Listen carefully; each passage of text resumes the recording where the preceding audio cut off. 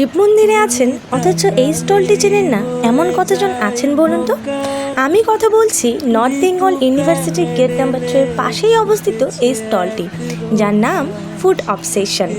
সন্ধেবেলা কিছু টেস্টি খাবার খেতে ইচ্ছে করলে আপনারা চটজলদি এখানে চলে আসতে পারবেন। এখানে মোমোর বিভিন্ন আইটেম থেকে শুরু করে স্যান্ডউইচ, চাউমিন, কফি আরও অনেক কিছুই পাবেন।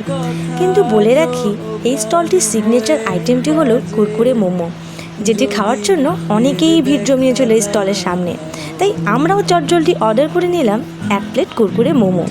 এই 1 প্লেট মোমোর প্রাইস ছিল অনলি 60 রুপিস। ফাইনালি গরম গরম সার্ভ করা হলো এই ফেমাস কুরকুরে মোমো। তার সাথে দেওয়া হলো tomato sauce, green chilli chutney and mayonnaise. এটি গরম গরম খেতে এতটাই টেস্টি ছিল এবং বাইট নেওয়ার সাথেই মনে হচ্ছিল যে মোমোটির নাম সার্থক হলো।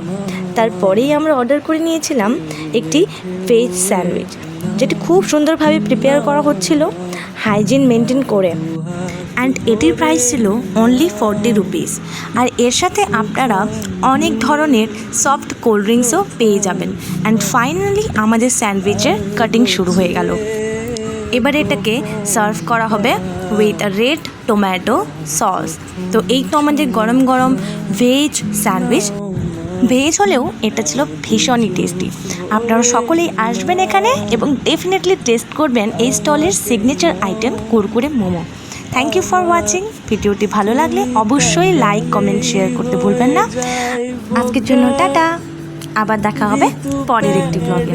সকলে ভালো থাকবেন, সুস্থ থাকবেন।